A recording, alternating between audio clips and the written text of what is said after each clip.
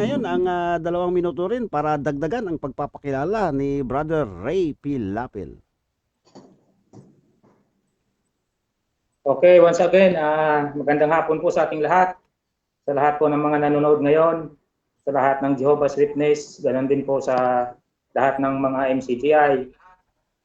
Once again, nagkaharap ulit kami ni kapatid na Luther.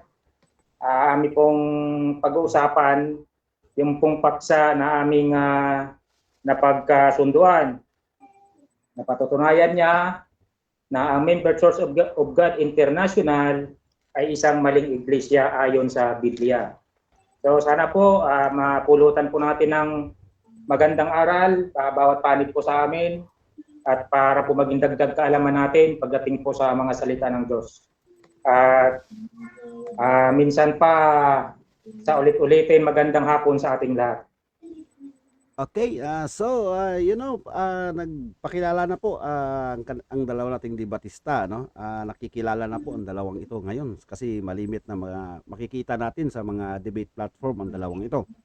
So pareho pong magagaling ito, wala po tayong mapili, pero pakinggan po nating maigi kung sino talaga sa dalawang ito ang merong mas matibay na katuwiran na itatayo sa debating ito. Okay, bigyan natin ng 10 minutes para sa presentation ang ating affirmative side na si Brother Luther Di Parini. Brother Luther, 10 minuto. Okay, sa muli magandang hapon sa inyong lahat. Sa topic na patutunayan ko na ang relihiyong MCGI ay hindi tunay na iglesia. Sa Biblia kasi, sa King James Version, ay mayroon talagang word for word na nakasulat na iglesia. At ito ang unang puntong gusto kong talakayin. Ayon dito sa Santiago 1:27, sabi dito,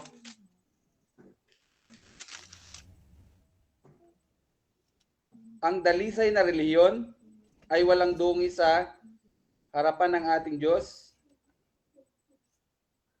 at Ama ay ito, dalawin ang mga ulila at mga babaeng balo sa kanilang kapighatian at walang dungis ang kanilang sarili sa sanlibutan. Oo. Ito ang sinasabi ng talata sa pakiabra ng ilaw. Okay. Sa talatang ito ay nagpapatunay na hindi tunay na relihiyon ang MCGI. Bakit? Sa ikalawang clause o phrase na panatilihing walang dungis ang kanilang sarili sa sanlibutan. Ano ba ang sanlibutan na tinatawag dito sa Santiago 1:27? Anong sanlibutan ito na kailangan wala kang batik dito? Ito ay ang pakikialam sa pamamahala ng sanlibutan ito mismo. Bakit? Si Hesukristo kasi noong gagawin siyang hari, ay tinanggihan niya ang pamamahala sa sanlibutan ito. Titingnan natin sa Juan 6:15. Ang sabi dito,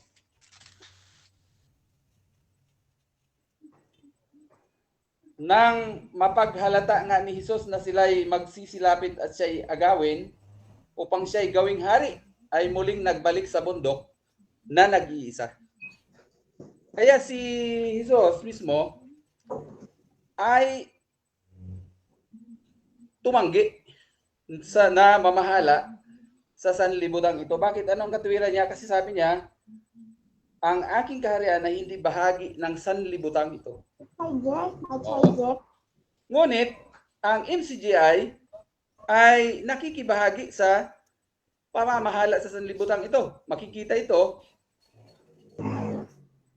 dahil sila ay pinapayagang magkandidato no? Pinapayagang magkandidato, ibig sabihin, pinapayagan silang manungkulan o kaya ay ah, umupo bilang gobernador sa mga ah, pamahalaan sa sanlibutan ito. Na ayon kay Kristo ay hindi siya bahagi. Ang kanyang kaharian ay hindi bahagi ng sanlibutan ito. At sabi ni Jesus, kayo ay kapuutan ng sanlibutan dahil kayo ay hindi bahagi. Sinabi niya dun sa mga alagad niya, kayo ay hindi bahagi ng sanlibutan ito. Ngunit ang MCGI ay nakikibahagi. Hindi nila sinunod yung parisan na ipinakita ni Jesus. Oo, yun ang una. Bakit? Bakit kasi sa huling panahon kasi, sa Daniel 2:44, sinasabi dito na yung kaharian ng Diyos, na siyempre alam natin na si Kristo ang hari, ay gigibain itong mga kaharian na ito na nandito sa lupa. Kaya kung nanunungkulan ka dito sa kaharian ito, ay madadali ka, madadamay ka.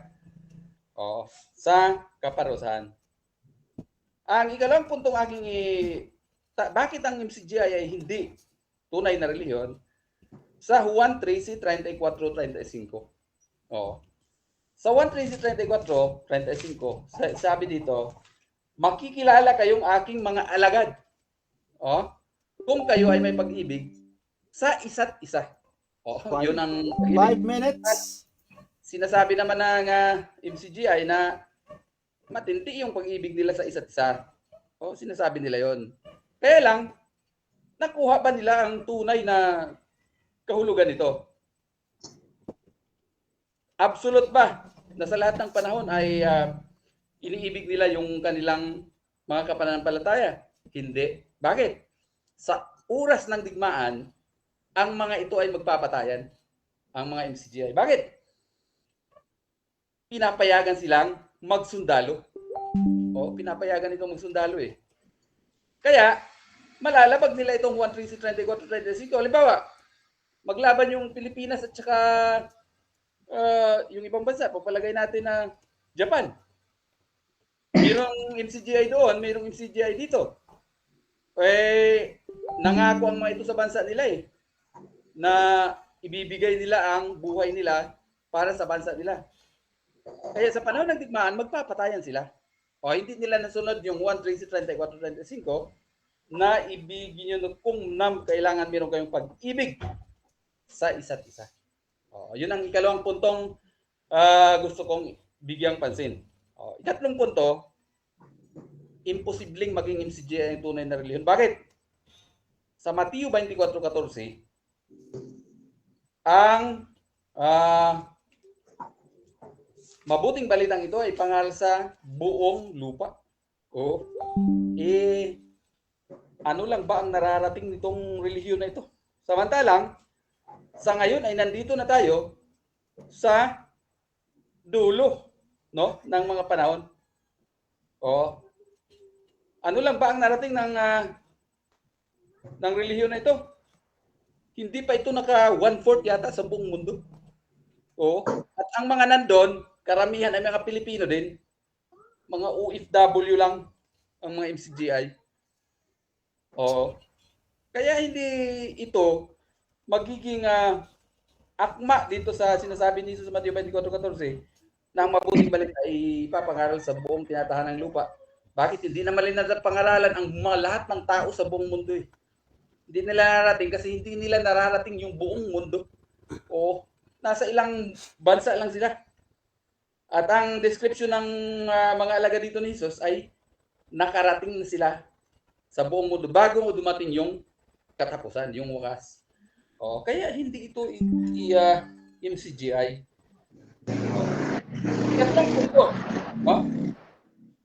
Ay, ikaapat na punto na gusto kong ipagbigay pansin ay yung Matthew 7:21. Hindi lahat ng magsasabi sa akin 2 minutes. ay magmamanang kaharian, kundi ang gumaganap ng kalooban ng Diyos. O, yung gumaganap ng kanyang kalooban ng Diyos. Isang kalooban ng Diyos ay mababasa natin sa Acts 10:34. Ang sabi dito, na pagtatalos ni Pedro na ang Diyos ay walang pinapanigan. Oo, lahat ng bansa, wala siyang pinapanigan. Oo. Ngunit itong MCGI ay pinapayagan sila ng nasyonalismo. Kaya hindi sila tumutupad, hindi nila natutupad yung kalooban ng Diyos. Na ang kalooban ng Diyos, wala siyang tinatangi sa mga bansa. Wala siyang tinatanging tao sa bansa. Kahit anong lahi, wala siyang tinatangi. Pero, ang MCGI ay pinapayagan nila ang nasyonalismo. Kung kaya, nagtatangi sila sa kanilang lahi. Kasi nga, ay nanunumpa sila, nananata sila na ibibigay ang buhay para sa bayan. At yun ay labag sa kalooban ng Diyos. O kaya hindi MCGI ang tunay na reliyon.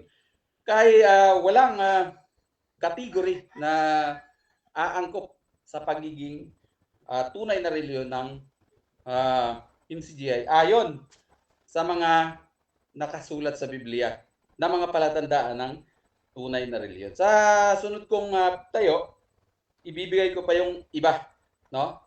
At yung mga aral ng MCGI na hindi tama. Sa ngayon, yan lang muna ang aking tinitindig. Okay, so yun po no si Brother Luther D. Parini no sa kanilang topic na napagkasunduan. Patutunayan ko na ang MCGI o Members Church of God International ay maling iglesia. So pakinggan natin ngayon ang cross-examination for 7 minutes. Check lang natin yung time. Brother Ray, ready ka ba sa pag-cross dito sa presentation ni Brother Luther? Yes, bro. Ready na po. Ready na. Okay, as soon as you question Brother Luther, mag-start yung 7 minutes cross-examination. Go ahead, Brother Luther. Okay, bro. Maraming salamat, Brother Luther, sa iyong napakagandang presentation. At talagang napipil ko na galing sa iyong puso yung iyong representasyon. Yung una kong tanong sa iyo, ginamit mo ang Santiago 1:27.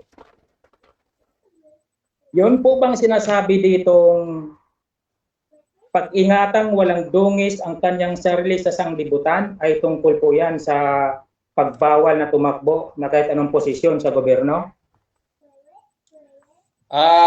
Yun ang kalooban ng Diyos na ang tunay na alagad ay hindi lang yung pagnanais na humawak ng posisyon dito sa gobyerno. Bakit? Ang ating parisan ay si Jesus. Next question. O ayaw niyang humawak ng. Next question. Okay, sunod na tanong. Paano pag mapatunayan ko, kapatid na Luther, na sinabi mismo ng Diyos, siya mismo ang nag-utos na kailangan pumili kayo sa inyo ng mga pinuno para sa isang bansa o sa isang tribo, no?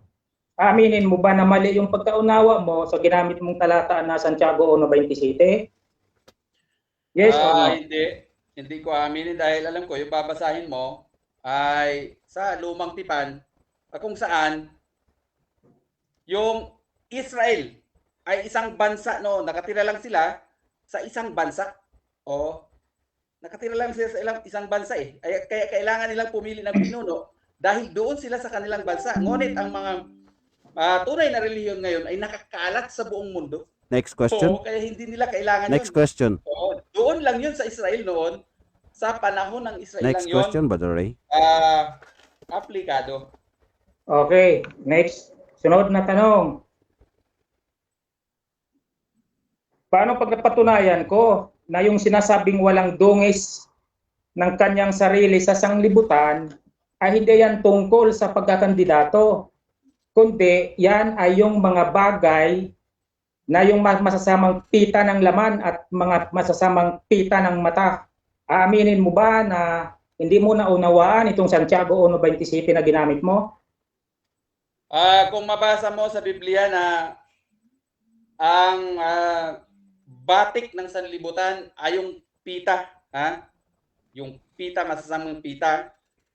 O, at hindi yung pakikialam sa politika. Dahil sinabi ko na si Jesus ay tumanggi. Sabi niya, ang aking kaharian ay hindi bahagi ng Next sanlibutan question. ito. O, Okay, sunod na tanong. Ginamit mo yung Juan, ginamit mo yung Mateo 24:14 na ang sabi mo, ito yung isang faktor na talaga yung MCGI ay hindi tunay na iglesia kasi no, hindi kami nakarating sa buong mundo. Eh kung mapapatunayan ko ng MCGI ngayon buong mundo na, aminin mo ba na mali ang iyong pagkaunawa? kung ang MCGI ay nakarating na sa lahat ng bansa, aaminin ko na mali ang aking pangunawa. Pero kapag hindi mo na ipakita na ang MCGI ay nakarating sa lahat ng bansa, ikaw naman ang may maling pagkaunawa. Next question. Okay. Sunod na tanong. Ginamit mo ang gawa J34, no? Nasabi mo, pinapahintulutan ang lahat ng mga bansa. Kaya ang tanong ko sa iyo, pinapahintulutan na alin? Objection, Mr. Moderator. Yes, ano objection, Brother Luther? Cut mo na natin yung Hindi time. yun ang sinabi sa Acts 10:34. Hindi pinahintulutan. Wala akong sinabing ganun. Okay, denied yung question, Brother Ray. So, paki-rephrase na lang siguro or next question, Brother Ray.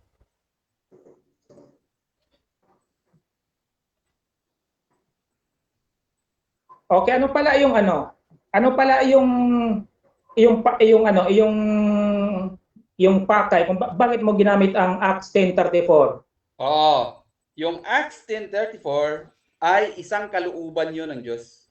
Isang kalooban, yung kagustuhan ba niya na ipinapakita doon na wala siyang pinapanigan. Wala siyang pinapanigang lahi. 34-35. Wala siyang pinapanigang lahi. Kahit anong lahi. Next question, Brother Ray. Okay, pala question. Walang pinapanigang lahi. Para saan? Para sa kaligtasan. Ibig sabihin, kahit anong lahi na gustong pumunta sa kaharian ay tatanggapin niya. Ngayon, kung magpapatayan kayong mga bansa, ay hindi yung kalooban ng Diyos. Bakit? Wala nga siyang Next question, pinapanigan Brother doon sa Ray. mga bansa eh. Hindi tulad na ngayon, halimbawa, sa Ukraine at saka sa Russia, Brother Ray, next yung question. Orthodox, nagdadasal para sa mga sundalo nila. Yung Orthodox din doon sa Russia, Brother nagdadasal Luther, para sa mga next sundalo question nila. Okay, ako. next question. Walang pinapanigan ng Diyos doon. Next question. Ginagamit mo ang Mateo 7:21, no? Babasahin ko yung Mateo 7:21. Ang sabi dito sa Mateo 7:21,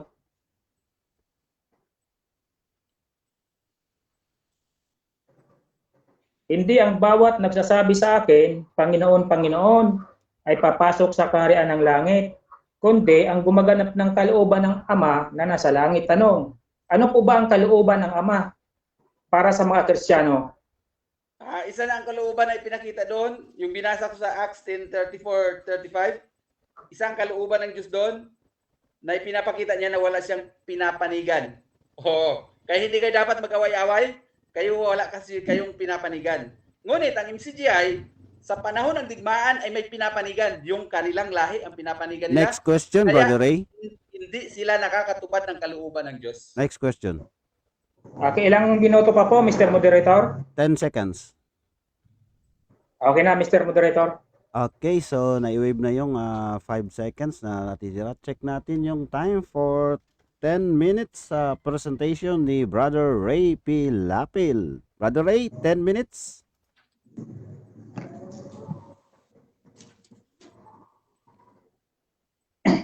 Okay.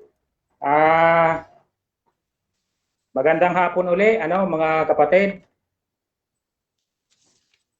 Ikinalulungkot ko, mali po ang unawa ni kapatid ni Luther doon sa ginamit niyang Santiago 1:27 na kung ang saan na ang sinasabi doong sa sanlibutan ay pinapakahulugan niya na yan po ay ang pagbawal na pumasok sa politiko, Hindi po yan totoo. Sapagkat dito po sa Aklat ng Roma, ganito po ang ating mababasa. Sa Roma 13, ang bawat kaluluwa ay pasakop sa matataas na kapangyarihan, sapagkat walang kapangyarihan na hindi mula sa Diyos. Kita mo na? Napakatotoo ng talatang ito, sapagkat noong si Presidente Duterte ang ilagay ng Diyos na presidente sa Pilipinas, ni sa panaginip ng mga Pilipino, hindi mag-aakalang si Digong ang maging piliin na manalong presidente, sapagkat siya ay isang hamak lamang na mayor sa probinsya pa. O, sinong mag-akala na talunin ni Digong yung mga mayayaman at mga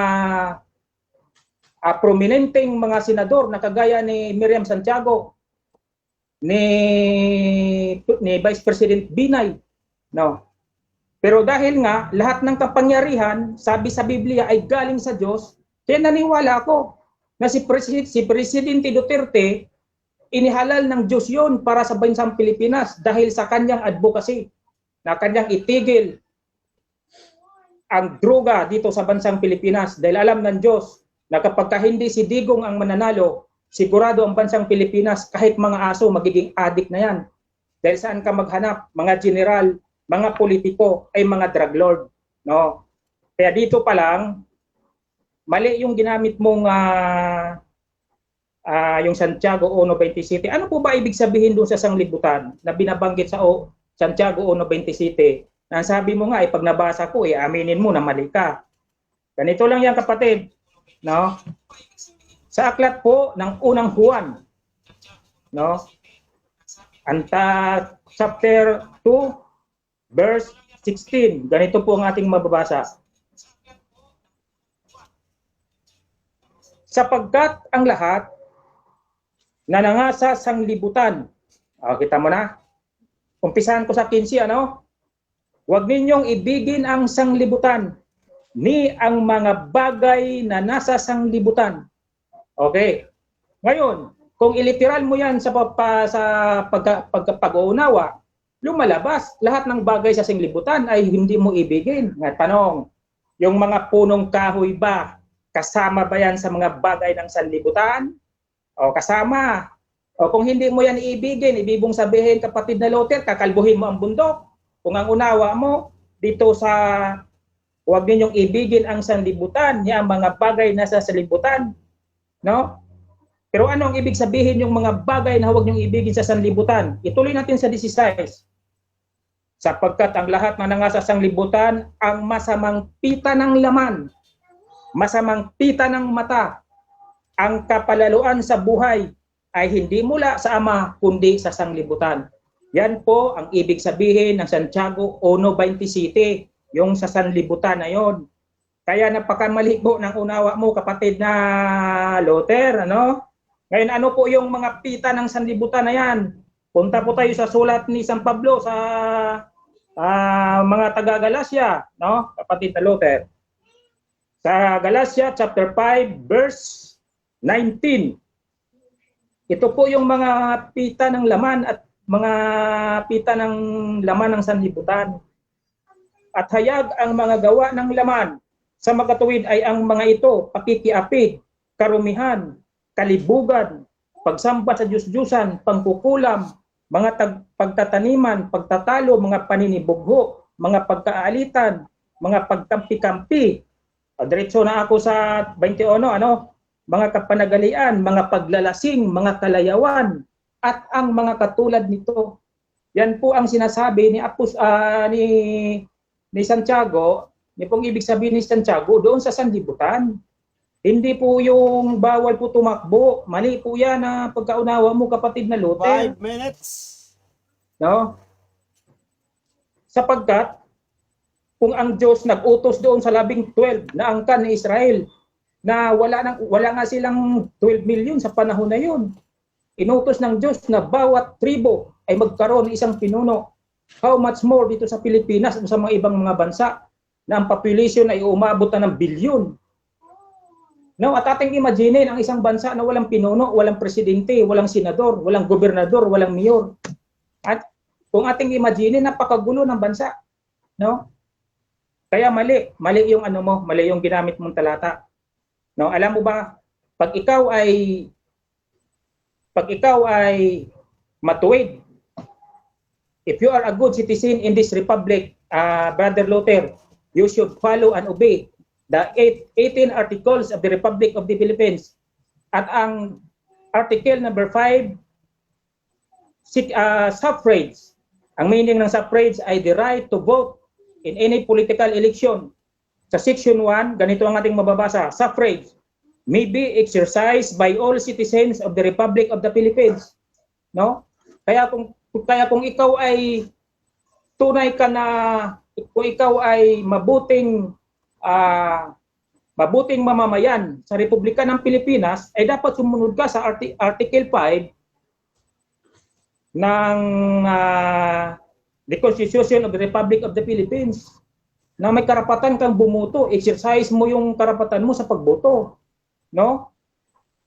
Sapagkat lahat po ng kapangyarihan ay nanggagaling yan sa Diyos. Okay? Hindi po yan utos ng ibang tao, kundi nanggagaling sa Diyos. Yung kapangyarihan. No? Ngayon, ang tunay na iglesia, mga kasama o mga kababayan, wala pong iba. Iglesia po ng Diyos, 11 talata sa Biblia, iglesia ng Diyos, itinayo ni Kristo in between 32 and 35 AD. Halos lahat ng mga Bible scholar, talagang nagkasundo sila dyan sa pitsa na yan. In between 32 and 35 AD, itinayo ni Kristo ang iglesia. Ang pangalan, iglesia ng Diyos. Ipinangaral ni Apostol Pablo. Ngayon ang tanong, yung MCGI, yan ba ang tunay na iglesia? Hindi naman namin inangkin na yung MCGI yan ang tunay na iglesia. Member kami sa tunay na iglesia ayon sa utos ng Biblia. Ngayon, tatanungin mo, paano kayo umanib? Sino nag-utos sa inyong umanib? Ang Biblia. Pakinggan mo. Sa unang Timoteo 3:15, ganito ang utos ng Biblia.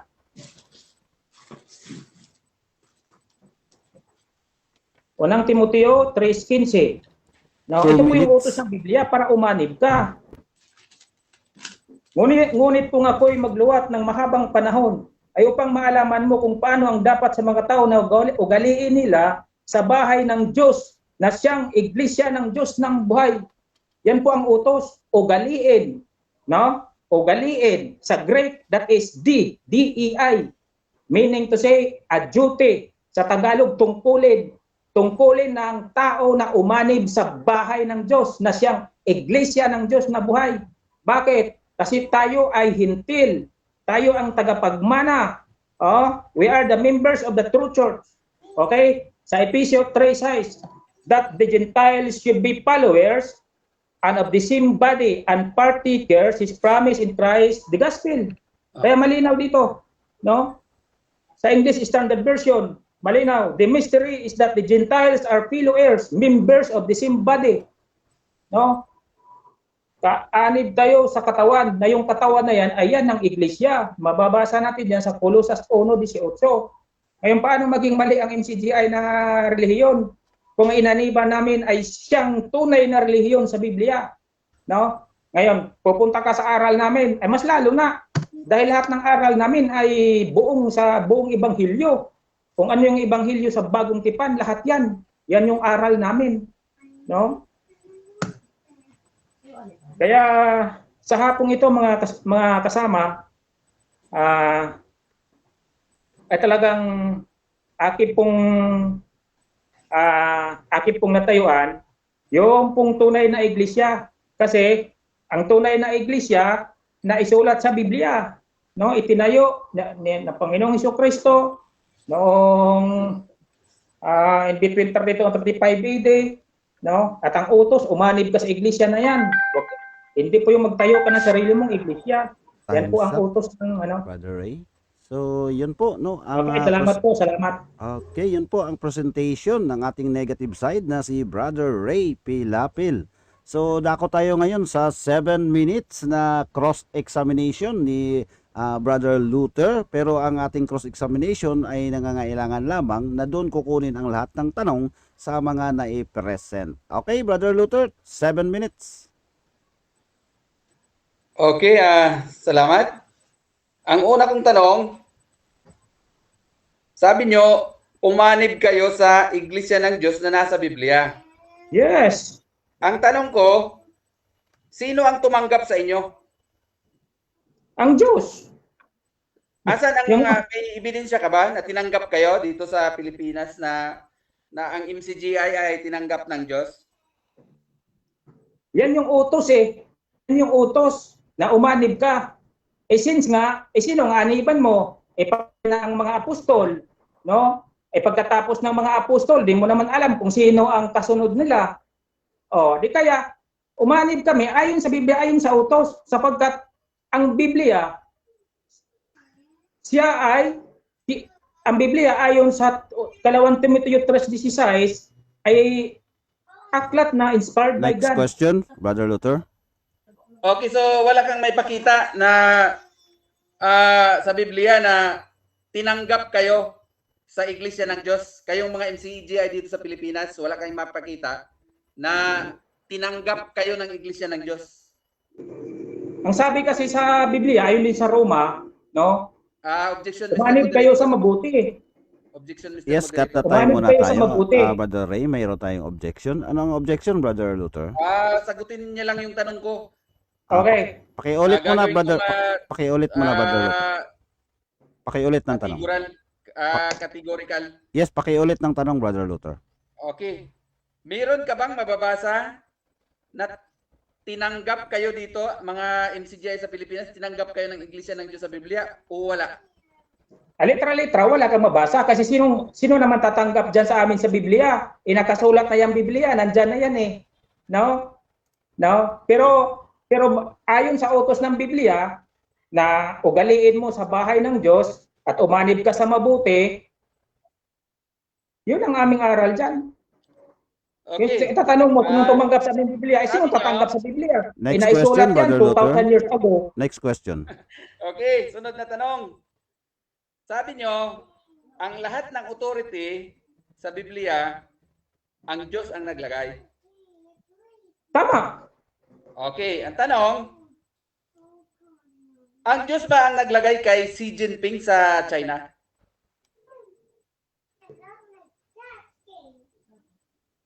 Xi Jinping sa China? Mm. Hindi yun. Dahil hindi naman sila, unang-una, hindi sila naniwala sa Diyos eh. Ang ibig sabihin, yung lang naniwala sa Diyos. Pero kung hindi naniwala sa Diyos, paano ilagay ng Diyos yun? Hindi, ang sabi mo kasi, lahat ng kapangyarihan. Kapangyarihan din si Xi Jinping ah.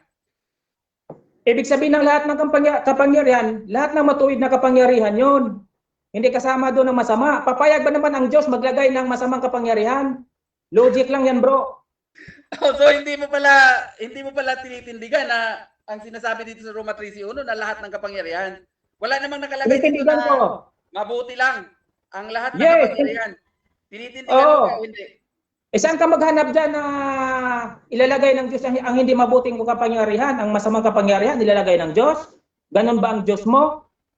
No? Ang Biblia kasi bro, inuunawa yan by context. Hindi yan inuunawa na literal. Pag sinabing lahat na kapangyarihan, yung mabuting kapangyarihan, huwag mong idamay ang masamang Next question, kapangyarihan. Brother Luther. So inaamin mo na ngayon na hindi lahat ng kapangyarihan ay inilagay ng Diyos. Lahat ng kapangyarihan na mabuti, yun ang ibig sabihin yan sa 2 Timoteo 3:15. Cut na tayo muna, Brother Luther. Sandali lang, Brother Luther. Bigyan mo muna ng 30 seconds sa pagsagot si Brother Ray. So, Brother Ray, 30 seconds, resume time. Repeat na lang ng question, Brother Luther, bago natin ibigyan ng 30 seconds si Brother Ray. Ano po yun, bro? Paki-repeat ng question mo, yung last mong question kanina. Inaamin mo ba? Nasaan? Nasaan sa Biblia may nilagay dyan na mabuti lang? Meron ba Yan. dyan, may nakalagay bang mabuti o wala? By context kasi yan, bro. By context. No? Ay bigyan kita ng by context, ha? Nung iniliblob ba si Kristo nung mabautismuhan, may mabasa ka bang basang-basa siya? No? Wala kang mabasang basang-basa si Kristo nung bautismuhan. Pero by context, basang-basa yun kasi inilublob yun eh. Ganon din yan sa Roma 3:1. Ibig sabihin, na lahat ng bawat kaluluwa ay pasakop sa Next question, matatak next na question. kapangyarihan. Brother Ray, Ah, next question na po. Tanong. Sabi mo kanina, mali yung gamit ko, pagkakaunawa ko na ang sanlibutan ay ang batik ng sanlibutan ay ang pamamahala sa sanlibutan ito. Yun ang sabi mo kanina. So, mali talaga yung ginamit mo sa Santiago 1:27 na ginagamit mo yung pamamahala sa sanlibutan. Tatanong pa ako. Sige, sige. Sabi mo kanina, yung pagkakaunawa ko sa Santiago 1:27 ay mali na yung batik ng sanlibutan doon ay nangangahulugan na ang pagnanais na mamahala ng mga alagad ng Diyos sa sanlibutan ito. Ngayon, ang tanong ko, mali ba si Jesus nang tumanggi siya na mamahala siya sa sanlibutan ito? Ay, hindi siya mali doon. Bakit?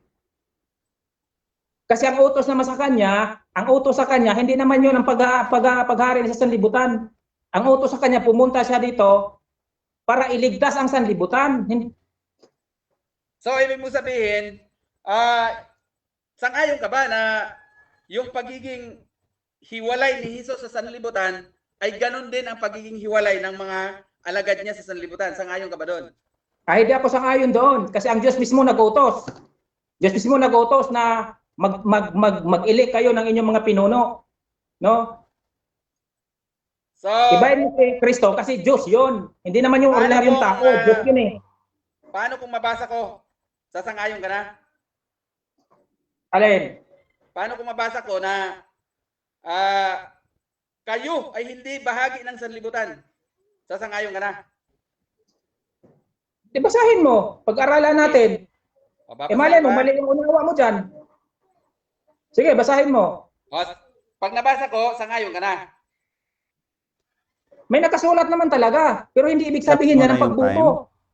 Cut mo na yung time. 1 minute and 7 seconds. No? Ang narinig ng moderator, ang sabi ni Brad Ray, baka mali ang unawa mo, basahin mo muna. So bigyan natin ng naka-post yung time ni Brother Luther. Bigyan natin si Brother Luther ng time para basahin yung verse, Brother Luther. Naka-post Okay, yung time, okay, 1 minute and 7 seconds. Sabi dito, Anong talata? Anong talata? Juan 18:36.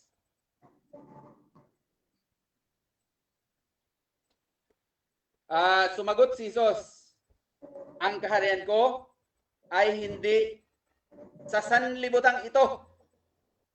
Kung ang kaharian ko ay sa sanlibutan ito, ang aking mga alipin nga ay makikipagbaka upang ako'y huwag maibigay sa mga Hudyo. Ngunit ngayon ang aking kaharian ay hindi rito.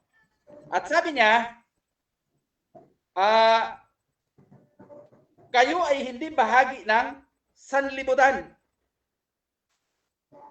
Sangayon ka na? Sangayon ako dyan. Pero mali ang unawa mo. Sangayon ka na? Cut Okay, muna, mali cut. ang unawa Brother, mo. sandali lang. Brother Luther, Brother Ray, isa-isa lang, huwag kayong magsabay.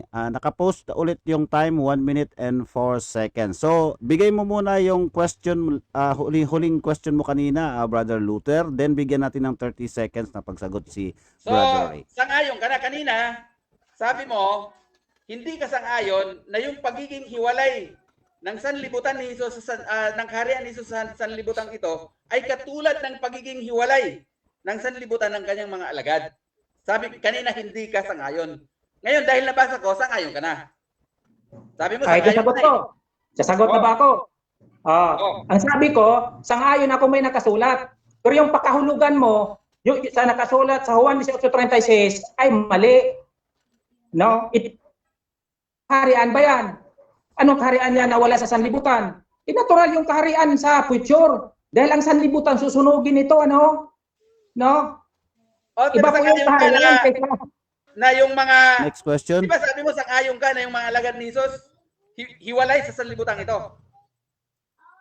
Ha? In the future yan, in the future. Pag maligtas ka na, dahil gugunawin ng mundo, magkakaroon ng bagong langit at bagong lupa. Yan ang ibig sabihin. Iba po yung kaharian, nung Juan 18:36, kaysa kaharian na sinasabi doon sa Roma 3:1, kaya ka naliligaw. Magkaiba po yan. Kung Next mabasa question. ko Next na yung question. pagiging hiwalay nila ay sa panahon ito, sa panahon nila, sang-ayon ka. Sasang-ayon ka na mali ka. Ay di basahin mo, baka mali na naman ang unawa mo dyan. Okay, ito babasahin ko. O sige, basahin mo. Tapos mo na. Babasahin ko, tapos magtatanong ako.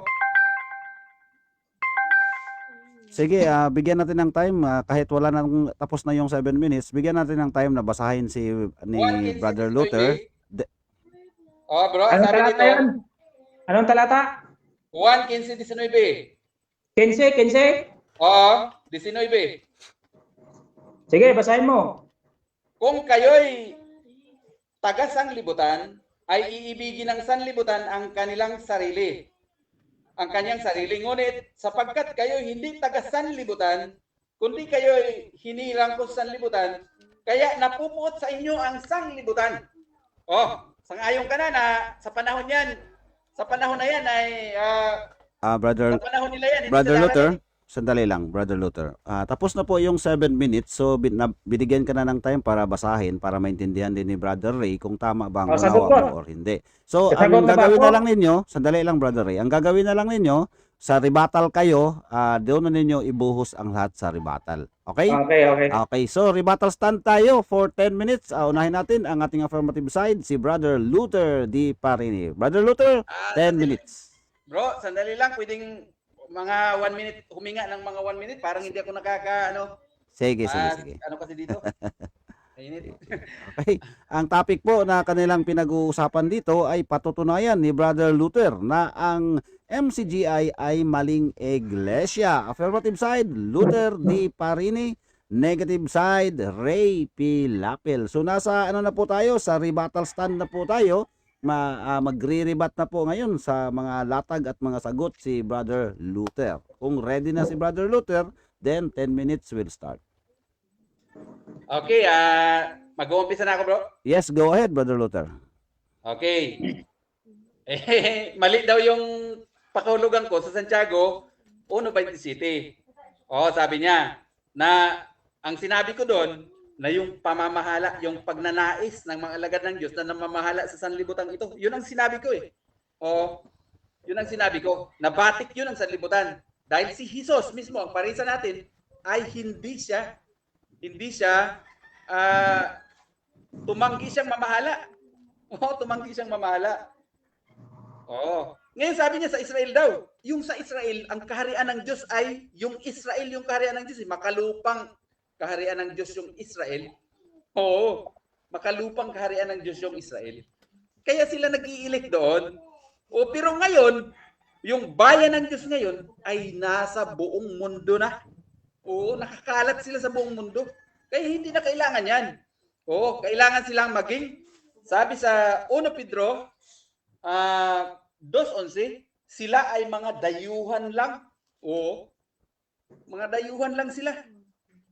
Makakita ka ba ng dayuhan na nagkakandidatong barangay captain? May Amerikano, halimbawa dito sa atin, sa Pilipinas, nakakita ka ng Amerikano dito na nagkandidatong barangay captain? Hindi pwede. Hindi sila pwede. Kaya ang dayuhan ay hindi pwedeng makialam sa politika ng tinitiran niya. Dahil ang tinitiran niya, ang kaharian nila ay doon sa darating. Kaya itong matunay na alagad ng Diyos ay ang kaharian nila ay doon sa darating. 1 Pedro 2:11, basahin ko para malinaw. 1 Pedro 2:11, sabi dito, mga minamahal, ipinamamani ko sa inyong tulad sa mga nangingibang bayan at nagsisipag lakbay na kayo'y magsipagpigil sa mga masamang pita ng laman na makapag laban sa kaluluwa. Oo. Kaya yung mga alagad ng Diyos, itinuturing ng mga dayuhan yun. O mga dayuhan. Itong MCGI, hindi naman dayuhan to kasi namamahala sila. Gusto nilang mamahala dito sa sanlibutan.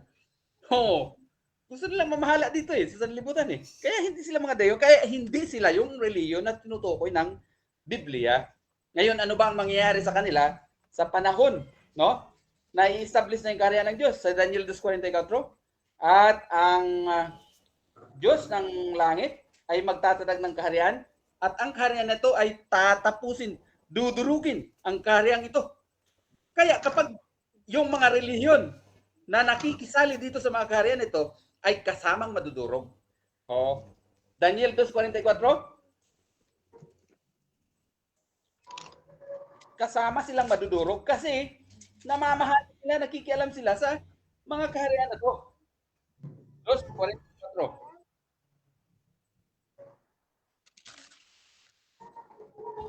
Nang magkayoy at sa mga kaarawan ng mga haring iyon ay maglalagay ang Diyos sa langit ng isang kaharian na hindi magiging kailanman at ang kapangyarihan man niyaon ay iwan sa ibang bayan, kundi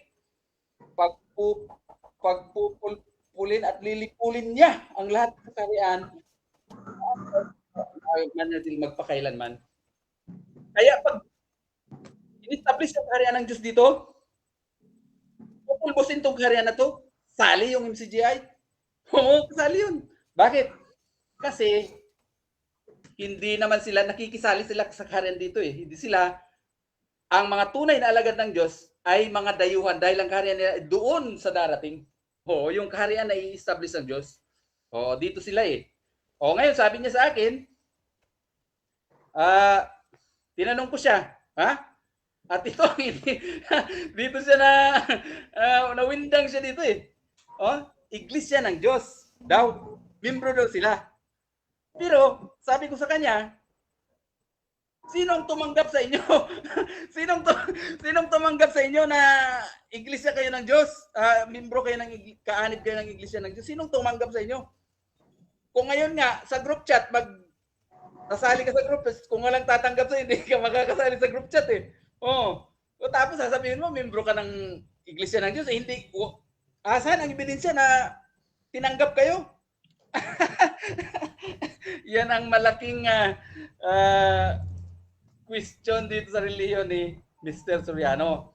Ngayon, kulang kasi tayo sa oras ngayon, sa aral. Dito na tayo sa aral. Yung Diyos ba may puwit? Kasi aral to ni Soriano na ang Diyos may puwit Kung may puwit ang Diyos, mangangailangan siya ng inuduro. Aral to ni Mr. Soriano. Ito ang nakakatawang aral ni Mr. Soriano. Ang Diyos daw may puwit. Hindi kailangan ng Diyos na tumae. Kasi espiritu yun Saan sinasabi na gagawin tayo ng Diyos ayon sa kanyang larawan? Spiritual na pagkakatulad, hindi physical. Ano ka ba? Ano ba yung relihiyon nyo? Nakakatawa kayo. Ngayon, sabi ni Mr. Soriano, wala raw mali yung relihiyon niya. Wala raw mali. Ito ngayon, meron akong ipapakita, isi-share ko. At itatanong ko itong mamaya sa kanya. Wala raw mali. Ito. Mr. Moderator? Yes, bro. Bakit, bro? Moderator? Yes, bro. Bakit, bro? Pwede mag-request, hahanapin ko lang. Okay. Sige.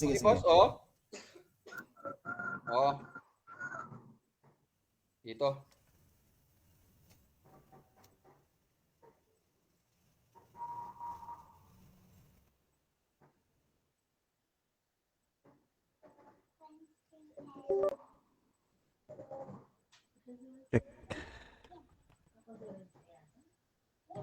Meron tayong natitirang 3 minutes Diba, and bro? 20 seconds. Sa ano ha, sandali lang. Bro, wag yung mahaba bro ha. Kasi O hindi, doon lang bro sa, pinagbigyan lang kita diretso na ko lang bro, doon sa ano. may dagdag yan sa iyong presentation. O dito, Gawin mo ang utos sabi ni, sa pangalan ni Kristo. Bakit sa pangalan ni Kristo, kapatid na Rodel? Sapagkat si Kristo ang ulo ng katawan. Si Kristo ang asawa ng iglesia. oh, Di ba? Di ba pagka ikaw ang asawa, ikaw ang lalaki, di ba ikaw ang lalaki, anong pangalan ang ginagamit ng asawa mo? May nalimutan yata siya. Kasi nung isang Okay bro, Meron okay, bang off ganon? na bro. Siya, sige. Di po ba kapatid? so bro, Anak ng babae, yung iglesia, Bro, pinatakbo ko na yung time mo ipanganak sa ng pagsalita babae, ni Soriano. yung iglesia. Yun ang anak na lalaki. oh yun na. Yun na bro. Okay bro, Ginawa, ginawa. next question mo. Yung Ay hindi, diretso na pala. diretso na ako bro. Sige, diretso na pala. Oo. Doon sa aral na yon, sinabi ni Daniel Rason na si Kristo yung lalaki. Yung iglesia, yun yung babae. Pero doon naman kay Ili Soriano, yung iglesia ay lalaki. Oo, kasi yun daw yung anak ng babae. Oo. Totoo ba na wala silang mali? Mamaya itatanong ko to kay Brad Ray. Itatanong ko to mamaya kay Brad Ray. So, sino dito ang tama sa dalawa? Oo. Sino ang tama sa kanilang dalawa? Oo. 2 minutes. Kung sasabihin niya pareho silang tama, lalabas ngayon. Parehong lalaki mag-aasawa. Oo. Oh, yan. Oh.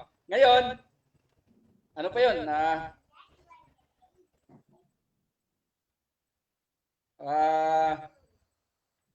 Sandali lang ha. Si Yamang sinabi niya doon sa una naming pag-uusap na ang mga saksi ay nanghula ng mali. Si Eliseo Soriano ba hindi nanghula ng mali?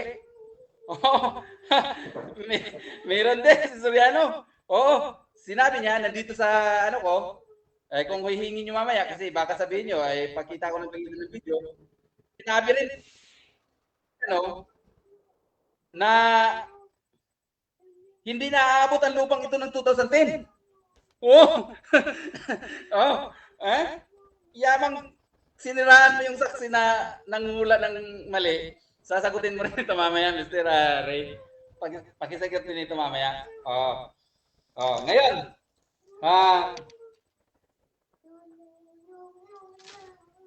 napatunayan natin na hindi tamang relihiyon ito. Oo, walang sustansya yung cross-examine niya sa akin. Walang sustansya. Bakit?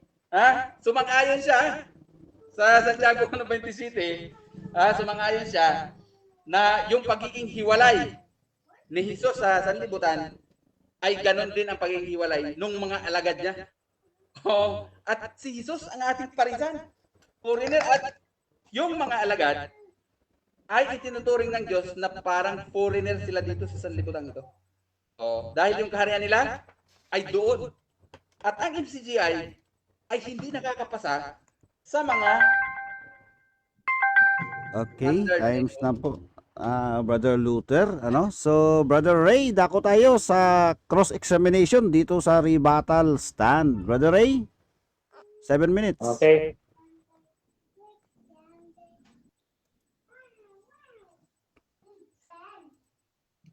Look ko ang ano ko. Okay, unang tanong ko sa iyo, bro. Ano ang unang Pedro 2:11, no?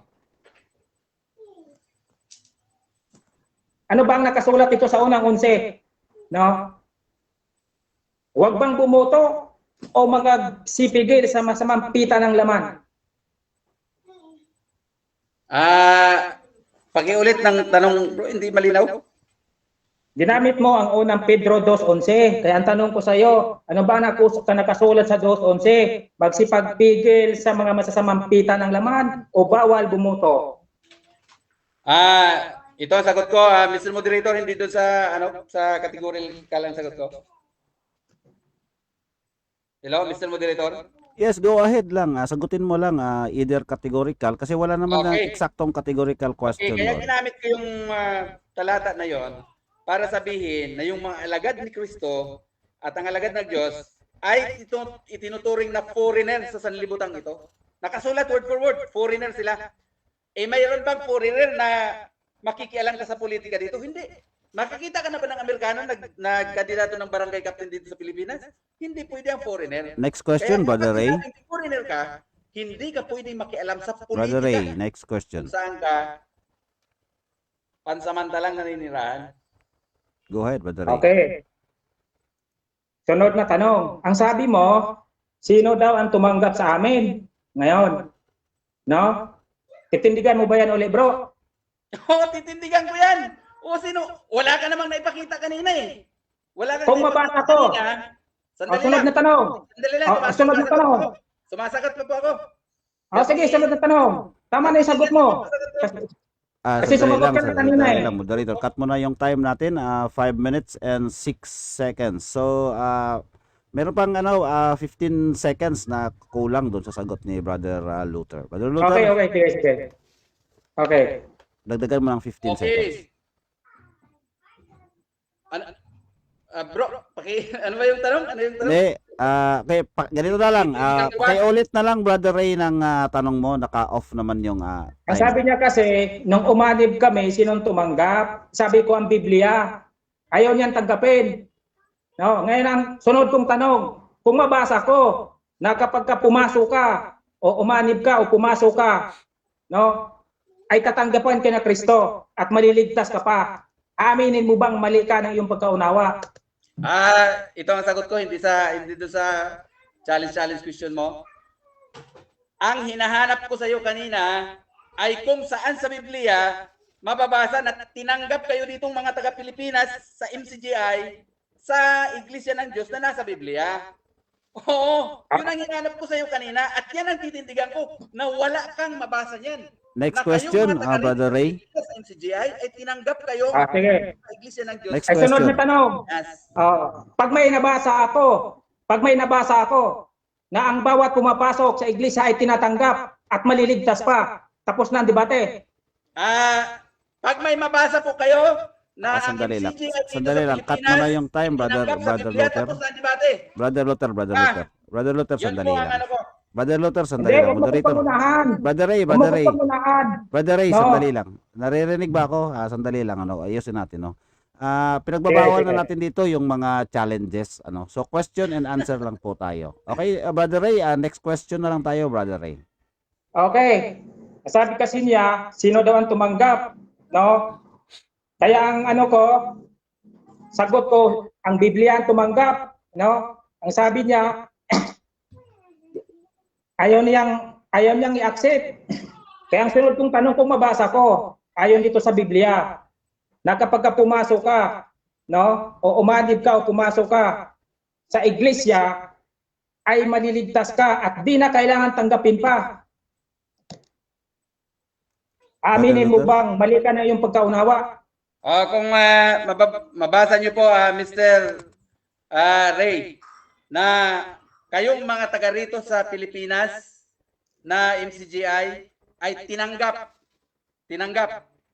Kasi yan ang pinapatunayan natin na kayo ay hindi tunay na reliyon. Kung may mabasa ka na kayong mga taga rito sa Pilipinas na MCGI Next question, Brother Ray. sa Biblia, talo na ako. Next question, Brother Ray. Kung mabasa, talo ka. Okay, Brother Ray, next question. Ito, ay sunod na tanong. Pakibasa. Ay sunod na tanong. So kailangan mo pala na mabasa litra por litra lahat ng itatanong.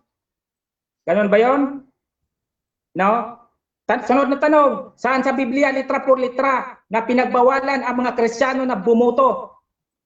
Kasi gusto mo litra por litra eh.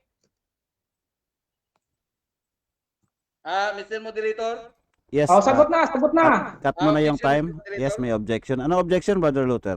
Wala akong prinisinta. Wala akong prinisinta. Wala rin akong sinabi. Hindi rin namin topic yung pagboto. Hindi. Objection, moderator. Objection, moderator. Sandali, Brother Ray. Patapusin muna natin si Brother Luther. Ano, tuloy. Wala akong prinisinta. Hindi ko stand sa debate na ito. Ibig sabihin, hindi ko sinabi sa debate na ito ang pagboto. Ang sinabi ko sa debate na ito, yung pagnanais ng mga alagad ng Diyos na mamahala. Yun ang sinabi ko. Wala akong sinabing Okay, pagboto. counter objection, Brother Ray. Okay. Pag nais na mamahala, no? Yung pagbuto ba at pagtakbo, hindi ba yun papunta doon sa pamamahala? Sa sanglibutan? Yung pagtakbo. Yung pagtakbo.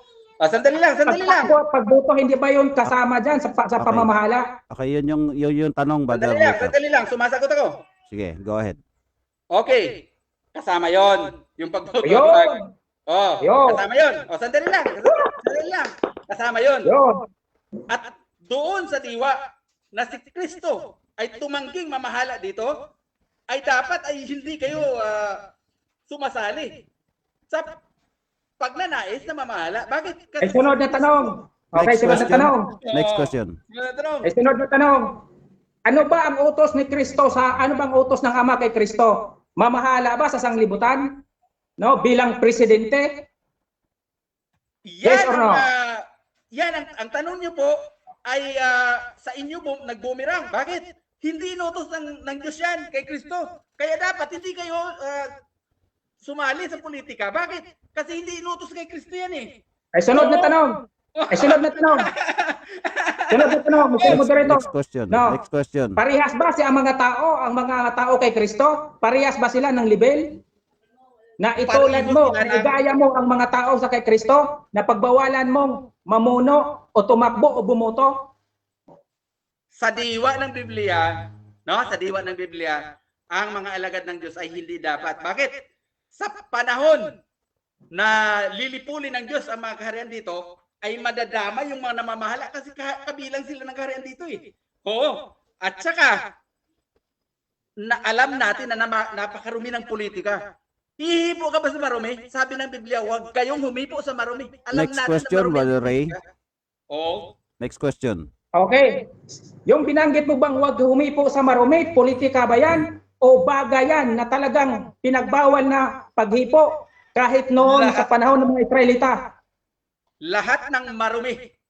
Ha? Ay saan mo babasa? Sa lahat ng marumi. O sige nga, kasama ang pagbuto. Sandali lang, sumasagot ako. Sagot mo na si Brother Luther. Sige, sige. Sabi dito, Sige. ng marumi, Okay. ay lahat ng marumi.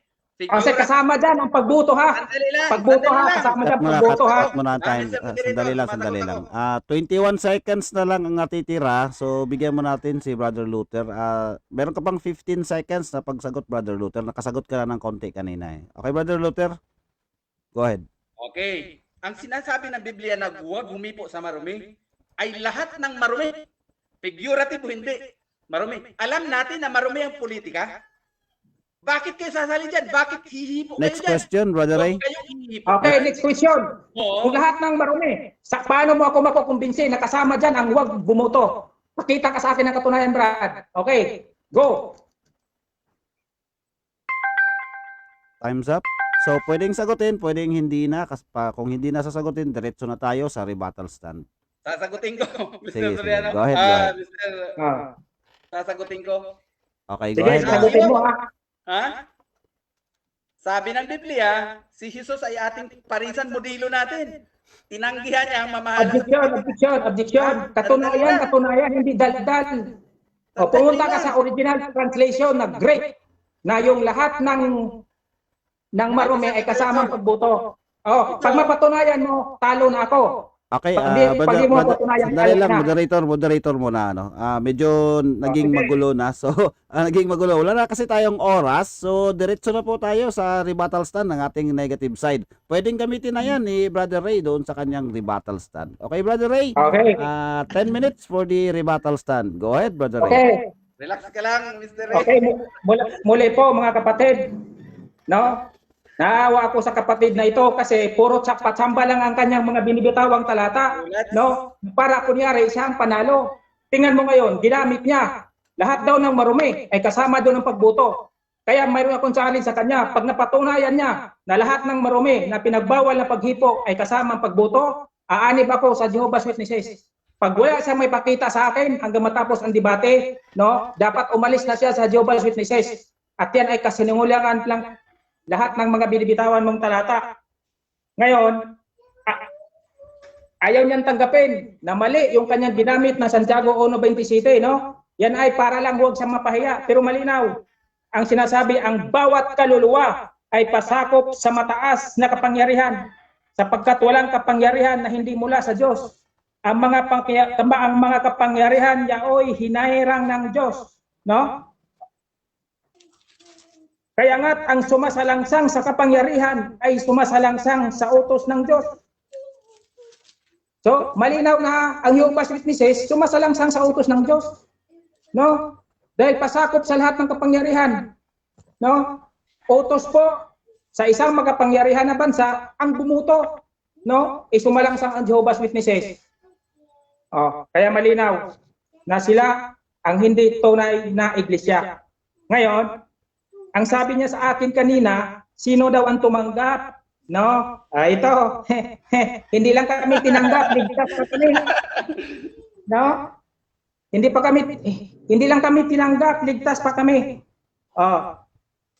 Ang sabi sa Juan 10:9, ako ang pintuan. Sabi ni Kristo yan, ha? Ang sino mang taong pumasok sa akin ay siya'y maliligtas. Pumasok ba kami sa iglesia ng Diyos?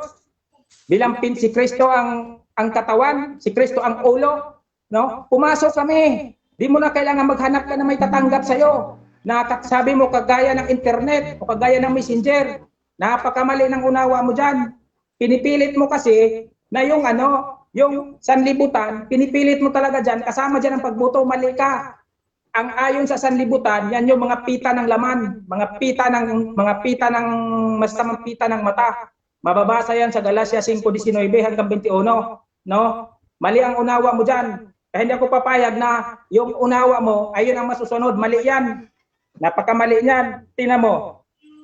Ginamit mo ang unang Pedro 2:11, no?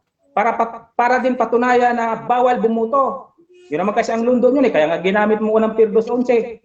Pero ang mababasa, mga pita ng laman pa rin, no? Kita mo? Wala kang unawa sa tamang konteksto ng talata, kapatid.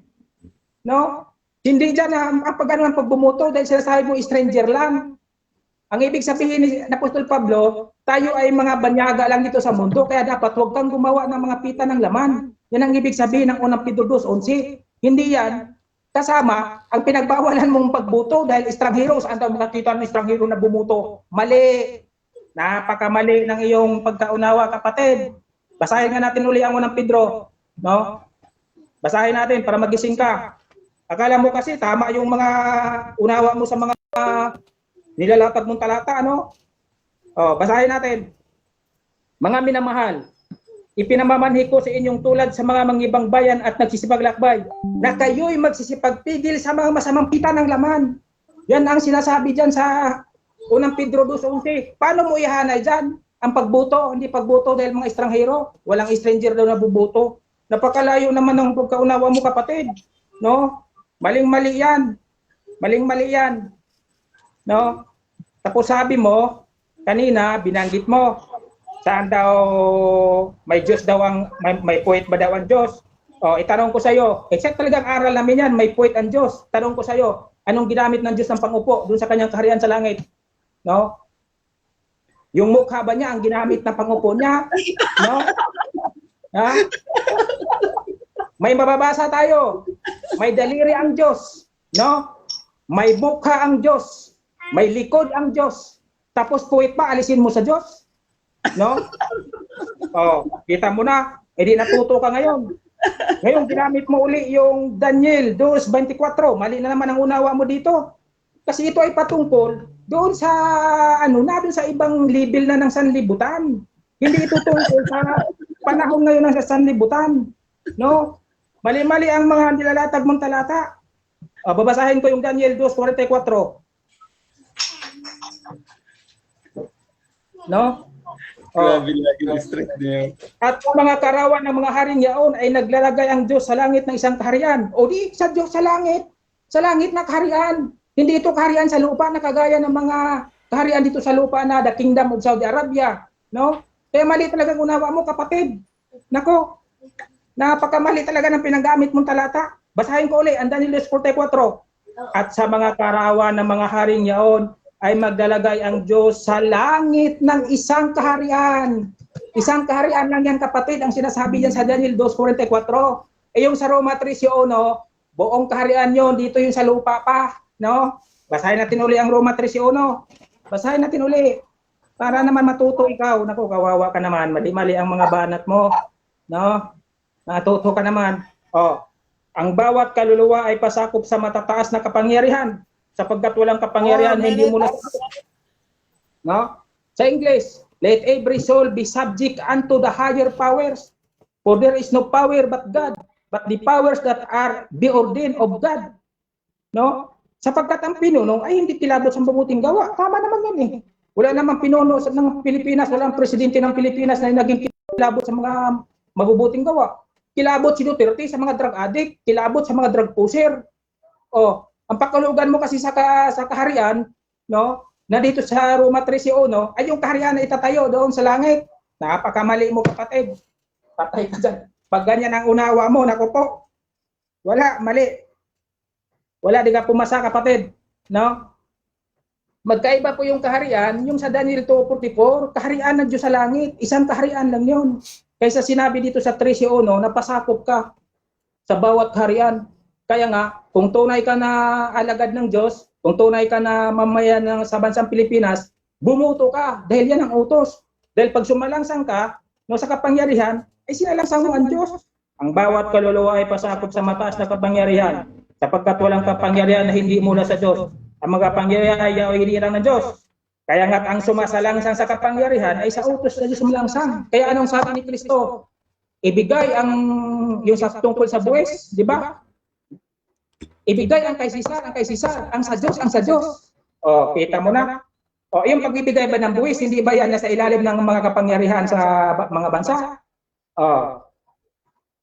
Ngayon, no, ang sabi mo, mali daw yung na saan daw mababasa na ang Biblia ay authority. Ay di, matuto ka ngayon, kapatid. Basahin natin kung saan mababasa na ang Biblia ay authority ng lahat.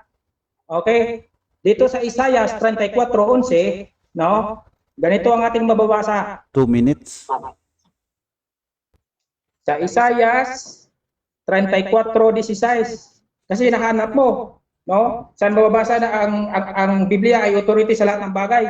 Inyong saliksikin sa aklat ng Panginoon at inyong basahin. Kahit isa sa mga ito ay hindi magkukulang, no? Walang pangangailangan ng kanyang kasama sapagkat inutos ng aking bibig at pinisa ng aking espiritu. No? May kailangan pa bang kasamang ibang aklat para malaman mo ang lahat ng mga bagay dito sa sanlibutan? Wala. Nandiyan nga lahat sa Biblia eh. Sa paglalang ng sanlibutan, paglalang ng tao, yung sa mga Israelita hanggang ngayon sa atin na nakasulat sa Biblia eh. Kaya malinaw na the Bible is the only authority book in all things. Lahat yan ang Biblia, kapatid. Wala nang iba. Sapagkat malinaw yan, kaya nga pumayag ang Diyos na mabuo yung Biblia at maisalin sa lahat ng wika para maintindihan ng mga tao. No? Para hindi ka maligaw na kagaya mo, ligaw na ligaw ka, walang Jehovah's Witnesses sa Bible. 2 Timoteo 3:16, umpisahan ko sa 15. At mula sa pagkasanggol ay iyong nalalaman ang mga banal na kasulatan na makapagpadulong sa iyo sa ikaliligtas sa pamamagitan ng pananampalataya kay Kristo. Ang lahat ng mga kasulatan na kinasiyahan ng Diyos ay mapapakinabangan din naman sa pagtuturo, sa pagsalansa, sa pagsaway, sa ikatuto na nasa katwiran. Kaya wala talagang ibang source of information, wala ibang aklat, no, na pinaka-authority, no, sa lahat ng bagay dito sa mundo, kapatid na Luther, kundi ang Biblia. Kaya pag sinabi ng Biblia, ugaliin nyo sa bahay ng Diyos na siyang iglesia ng Diyos. Bakit ayaw mo sumunod? No? Ugaliin. Unang Timoteo 3:15. Ba't ay maghanap ka pa na sinong tumanggap. Eh, di nga ang sino nga papasok ay ang sino nga papasok ay ano ay akin tatanggapin O Juan Okay. 19, sa uli. Brother Ray, time na po. Juan 19. Hello, Basa hello, uli Brother ha. Ray. Kasi Brother Juan Ray. 19 ano? Ako ang pintuan, sabi ni Kristo. Ang sino man Hello, taong Brother pumasok Ray. sa akin ay Time na siya'y po. maliligtas. Okay, time na po, Brother Luther, Brother Ray. So, dako tayo ngayon sa cross-examination for 7 minutes. Brother Luther, 7 minutes sa cross-examination. Okay.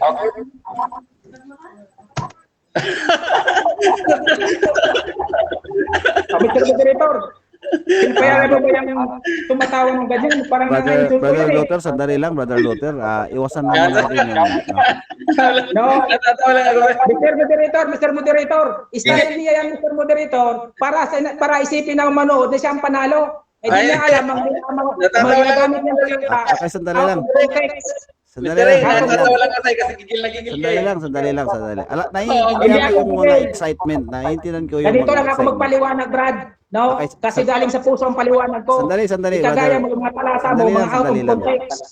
Sandali lang, moderator muna. Naiintindihan ko yung mga feelings ninyo, ano. Pero iwasan na natin yung mas matinding pagtawa kasi parang hindi maganda tingnan sa ating live streaming. So, pakisuyo, Brother Luther, director na po tayo sa pagtatanong for 7 minutes. Okay, go ahead, Brother Luther. Okay, ang una kong tanong, sabi nyo noong una, ay sangayon ka sa sabi ni Elicio Soriano na ang pangalan ng Iglesia kailangan nandun yung pangalan ng Diyos. Ano ang tanong ko, ano ang pangalan ng Diyos? Ano pangalan ng Diyos? Lord. Yung bang kung Lord ang pangalan ng Diyos, Cut mo na yung time, Brother Luther. Sandali lang, Brother Luther. Meron ka bang, naka-loudspeaker ka ba? Medyo nag-e-echo tayo. Brother Luther. ano yun? Bro? Baka may naka-loudspeaker dyan sa isa sa mga monitor mo. Wala, hindi ako naka-speaker, bro. Si Brother Luther. Wala bro, wala. Okay, sige. Tuloy tayo sa 6 minutes and 29 seconds. Okay, Brother Luther, pagtatanong. Okay. Sunod na tanong. Yes, go ahead, Brother Luther. O Panginoon ang pangalan ng Diyos. Bakit hindi Iglesia ng Panginoon ang tawag sa Iglesia nyo? Kasi ang Panginoon at saka Diyos, parehas lang yun. Gusto mo ng talata? Na parehas lang ang pangalan ng Diyos, Panginoon at saka Diyos. Sunod na tanong. So, ibig mong sabihin, yung Iglesia ng Diyos na sinasabi mo, ay Iglesia ni Jesus yun? Iglesia ni Jesus? Oo. Hindi. Hindi Iglesia ng Ama, hindi Iglesia ng Anak. Kaya Iglesia ng Diyos. Kung mabasa Iglesia ko ng sa'yo, Panginoong Diyos. kung mabasa ko sa iyo na ang Panginoon sa panahon nila Pablo ay si Jesus, tatanggapin mo? Ang Panginoon nila, ano? Pakiulit? Kung mabasa ko sa iyo na sa panahon nila Pablo, ang Panginoon nila ay si Jesus, tatanggapin mo mali kayo? Tama yan, nakasulat yan sa Biblia. No? Kasi sa mga Kristiyano, iisa na lang ang Panginoon, si Kristo na lang. Pero ang may-ari ng Biblia, ang may-ari ng iglesia, ang Ama, kaya iglesia ng Diyos. O, sabi mo, yung pangalan ng Diyos ay Panginoon. So, ibig sabihin, yung Panginoon na yon, dahil inamin mo na si Jesus ang Panginoon sa panahon ng iglesia, yung Panginoon na yon ay si Jesus. Inamin mo. Ang Panginoon na yun, ang Panginoon doon sa iglesia ng Diyos, nababasa sa unang Timoteo 3:15, ang Diyos Ama, ang Anak Panginoon din. No? Di mo ba alam yan? Ang Anak Panginoon din. Ang Ama Panginoon din. Next question. Tinatanggap mo. Sunod na tanong na. Sunod na tanong. Yung bang YHWH, hindi ba pangalan ng Diyos yun? O Diyos Ama yan. O, Yan yung original na pangalan ng Ama sa Tetragrammaton, YHWH, at hindi Hiyuba. Eh mantakin mo, ginawa ninyong Hiyuba. o bakit hindi kayo tinawag na Iglesia ng Diyos ni YHWH? Eh sapagkat ang ginagamit na Diyos doon sa unang Timoteo 3:15, hindi naman YHWH eh. Ang ginagamit, Iglesia ng Diyos. Hindi naman Iglesia ni YHWH. O bakit mo babaguhin? Sabi ni Mr. Soriano, ang pangalan ng Diyos ay kailangan nasa pangalan ng Iglesia. Ngayon, sabi mo, yung YHWH, pangalan ng Diyos. Bakit wala yun sa pangalan ng Iglesia nyo? Yan ang kalooban ng Diyos na isulat sa unang Timoteo 3:15. Bakit babaguhin mo yan? Iglesia ng Diyos nga eh. Mali yung pangalan ng Diyos kasi hindi nyo ginagamit. Mali ayon sa 1 Timoteo 3:15. Mali ka ng unawa mo. No? Mas magaling sa iyo ang nagsulat ng Biblia. Ang sinulat nila sa unang Timoteo 3:15, Iglesia ng Diyos. Bakit hanapin mo ang YHWH? Okay. Oh. Okay, so sunod na tanong. Sino ang tama doon sa pinakita kong video? Sino ang tama? Si Daniel Rason? Nasabi niya, lalaki si Jesus ang lalaki at ang iyong asawa yung asawa niya ay ang iglesia ay babae. O si Mr. Soriano, nasabi niya, ang iglesia ay lalaki. Sino ang tama sa kanila? Ang tamang aral diyan kapatid, no? Ang babasa sa Revelation, yung ang iglesia na yan. Objection, Mr. Moderator. Okay, cut the time. Ano bang objection, Brother Luther? Ang tanong ko, kasi pinakita ko dun sa video, na sabi ni Mr. Rason, yung lalaki, yung babae, ang iglesia ay babae. Sabi naman ni Mr. Soriano, ang iglesia ay lalaki. Ang tanong ko sa kanya, sino ang tama? Si Mr. Rason o si Mr. Soriano? Okay, counter objection, Brother Ray, may counter ka? Yes, ang tama talaga dyan, si Brother Eli, no? Yung kita muna, makinig ka muna. Brother Luther, sandali lang, Brother Luther. Ika muna. Sandali lang, Brother Ray, sandali lang. Moderator muna. Pwede ba makisuyo lang, Brother Luther? Iwasan natin yung unprofessional attitude kasi kasali yan sa unprofessional attitude eh. Yan. Kasi iwasan. style niya yan, bro. Para kunyari, siya ang Okay. nanalo sa debating ito. Okay, sandali. Brother Ray. Brother Ray, Talo ka naman talaga, bro eh. Sandali lang. Style mo Wala yan. ka ng taong magsasabi na panalo ka dito. Sandali lang. Mga binimitaw mong talata ang context yan kung nakakaunawa ng tamang unawa ang manunod. Brother Ray. Sandali lang. Wala, burot ka dito. Brother Ray, sandali lang. Meron na tayo natitirang 2 minutes and 24 seconds. Okay, resume time tayo. Okay, next. Sasagot na ba ako, bro? Sasagot na ba? Ulit na lang, Brother Luther, ng question para malinaw. Sasagot na ako, ha? No?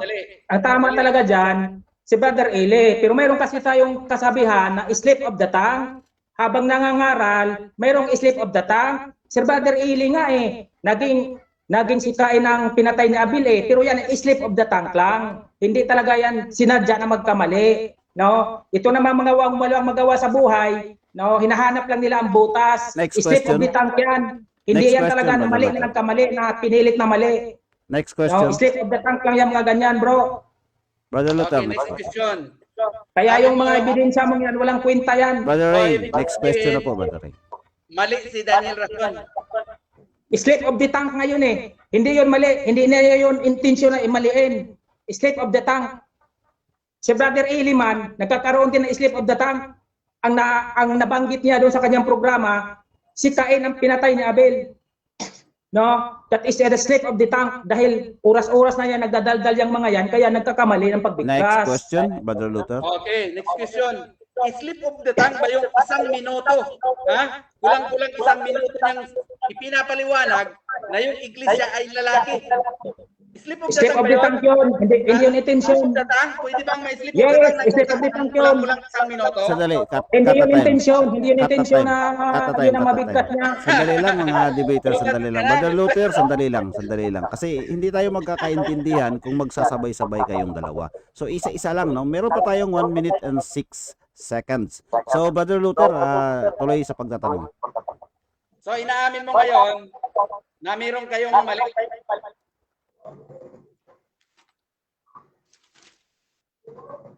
Sagot. Pakiulit ang tanong, pakiulit. Okay. Sabi mo mali si Mr. Rason. Inaamin mo ngayon na meron kayong mali. Yung puno nyo ngayon ay mali.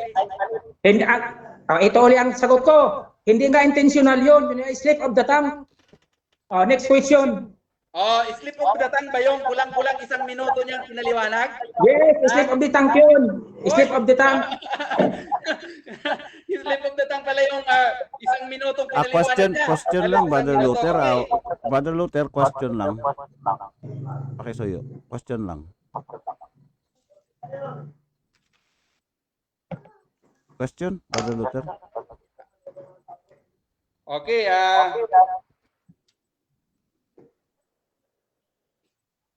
may foreigner bang, sabi mo kanina, may foreigner bang sumasali sa politika?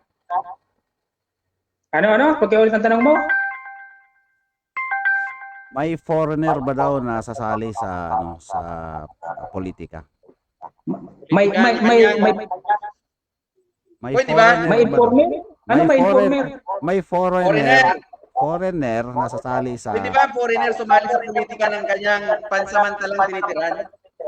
Pwede. Pagka nakatira na sila ng 1 taon sa Pilipinas, they are allowed to vote. Pwede magpakita ka ng ano? Okay, Pwede time magpakita ka ng sandali lang, time na po. Tapos Pag may na po. pakita ko, na baka sa Sandali, Pilipinas. sandali lang Brad. Kaya nga. Brad Luther, sandali lang.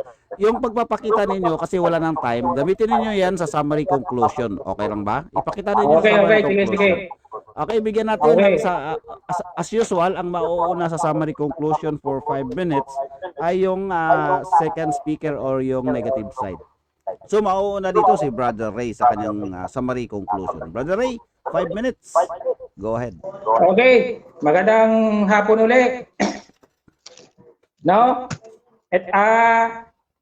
Siguro napakinggan naman ninyo ang mga mali-mali niyang mga talata na aking itinutuwid. Sana naman nagising at natuto si Brother Luther sa kanya sa tagpong ito sa aming pagdidebate. Pinipili talaga niya na yung Romans 13:1 at saka yung unang Pedro 2:11, Santiago 1:27, Daniel 2:44 na yung mga sasanlibutan dyan ay talagang pinipilit niya. Yan ay kasama dyan ang pagboto at saka yung pagtakbo na maging Pangulo. Ay yan po ay malaking pagkakamali dahil malinaw naman ang sinasabi sa Biblia na huwag mo umayon sa mga sanlibutan. Anong ibig sabihin ng huwag umayon sa mga sanlibutan? Binabanggit ko kanina, ayan po ay tungkol sa mga pita ng mata at sa mga pita ng laman. Yan po yan, sapagkat ang Diyos man mismo nag-utos na pumili ng pinuno sa tao. At ang Diyos mismo ang nag-utos din sa bagong tipan sa Roma 13:1 na kailangan magpasakop ka sa sanlibutan. Magpasakop ka sa mga kapangyarihan. Kung ang kapangyarihan, ang utos ay magpatala ka. Magpatala. Kaya nga si Maria at saka si Jose nagpatala sila. Utos yan sa sanlibutan. Yung utos ng sanlibutan nagpatala sila. Utos ng sanlibutan bumuwis sila. Utos ng sanlibutan sa section 5. Suffrage or freedom to vote, bumoto ka bilang mabuting mamamayan. Kaya lumalabas tuloy pala ngayon, ang Jehovah's Witnesses, walang silbi, walang kwenta dito sa sanlibutan. Kasi hindi sila bumuboto Malinaw naman ang sabi ng Diyos ang lahat ng kapangyarihan ay nanggagaling sa Kanya. Sino mang sumalangsang sa mga kapangyarihan ay sa Kanya sumasalangsang. Kaya malinaw na ang Jehovah's Witnesses sumasalangsang sa utos ng Diyos. Nagkabaliktara naman sa paniniwala ni kapatid na Luther, pero hindi ko siya masisisi kasi yan ang turo sa kanya ng kanyang kinikilalang sugo na yun daw ang sanlibutan. Tingnan mo, ginamit niya uli yung unang Pedro 2:11. Na wag daw bumuto kasi ay mga stranger. Samantalang ang linaw na konteksto niyan. no, na umilag sa mga pakikiapid ang mababasa. Ginamit niya ang Dan 244, no, na hiwalay daw sa kapangyarihan. Samantalang malinaw naman yan ay kaharian doon sa langit. Nag-iisang kaharian lang yan. Magkaiba yan ng kaharian at kapangyarihan na nababasa sa Romans 3:1 hanggang sa 8. Kaya malinaw talaga na mali ang kanyang daladalang talata. Ayaw lang niyang aminin. Kasi, siyempre, sino ba namang amin? Hindi yung lalo siyang matatalo. Ano? Ulitin ko uli, ano? Ngayon, ginamit niya ang gawa James 34:35. No? Kanina nga, sabi ko, talagang hindi siya guided ng Holy Spirit. Ginagamit niya yan bilang suporta doon sa kanyang claim na Pero ano babasahin natin? Ano bang ibig sabihin ng sinabi ng Apostol Pedro dito? So, sa gawa James 34:35. Ang sabi ng Apostol Pedro, at binuka ni Pedro ang kanyang bibig at sinabi, tunay ngang natatalastas ko na hindi nagtatangi ang Diyos ng mga tao, kundi sa bawat bansa, siya na may takot sa kanya at gumagawa ng katwiran at kalugod-lugod sa Diyos. Yan ibig sabihin, kahit anong bansa pala, basta gumawa ka ng katwiran, no? At may takot ka sa Diyos, kalugod-lugod ka sa Diyos. Yan ang ibig sabihin nito, no? Halimbawa, gusto mong mangaral, hindi ba kalugod-lugod sa Diyos 'yun? No? Yun ang ibig sabihin nito sa talata na ito. Na kahit sino man sa bawat bansa, pag gumagawa ka ng katwiran, maski Hapon ka pa sa Japan, gumagawa ka ng katwiran sa Diyos, katanggap-tanggap ka ng Diyos. Huwag ka lang mangaral na hindi inutos ng Diyos. Ay talagang hindi ka nakatanggap-tanggap doon na pagka iyong dadagdagan, kagaya nito, dinagdagan ninyo na wala naman to sa Biblia, sa inyong aklat na you can live forever in paradise on earth. No? Sa Jehovah's Witnesses book, page 255, magagalit ang Diyos dito sa mga pinagagawa ninyong doktrina ninyong ito, kapatid. There will only be one organization, God visible organization that will survive the fast approaching great tribulation. It is simply not true that all religion lead to the same goal. You must be a part of Jehovah's organization doing God's will in order to receive these blessings of everlasting life. I beg to disagree with this. Time's up, Why? Brother Ray. Because you should not be a part of Jehovah's organization for you to receive everlasting life. Tanggapin mo lang si Kristo. Di mo na kailangan pumasok sa Jehovah's organization para maligtas ka. Okay. Yan ang tunay na doktrinang wala kang kapatawaran dyan. Magagalit ang Diyos sa iyo yan. Time's up, Brother Ray. So yun po. Maraming salamat. So yun po ang summary conclusion for 5 minutes ng ating negative side na si Brother Ray P. Lapil. Bigay naman natin ngayon ang 5 minutes summary conclusion sa ating affirmative side na si Brother Luther D. Parini. Brother Luther, 5 minutes. Okay, tatawa lang ako kasi gigil na gigil si Mr. Ricky Lapil eh. Gigil na gigil siya. Natatawa. Ngayon, kung naalala niya, mayroon akong mga itinayong arguments kung bakit hindi totoo yung MCGI. Lahat ng argument na yun, pulbos lang yung kanyang pangbara.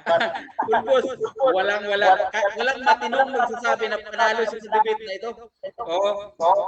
Ipupus ko ito lahat. Ipupus ko ito lahat. Ngayon, mayroong isa na hindi niya kayang argument niya. Kahit pag-attempt, natumbahin hindi. Yung Juan 34:35. Hindi man lang niya in-attempt na tumbahin yun. Kaya gina siya, tumba siya.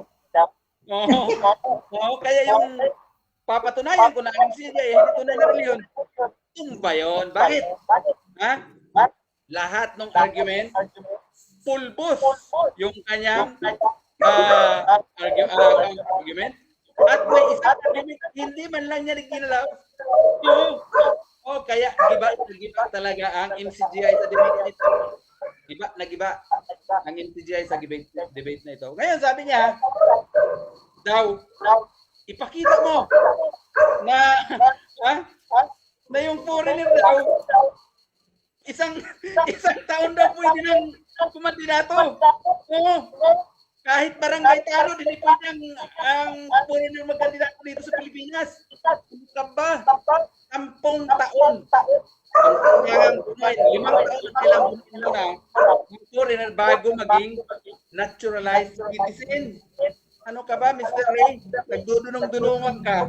Hindi mo alam? Isang taon lang, sabi niya, pwede nang magkandidato. Oh, nakakahiya ka, Mr. Ray.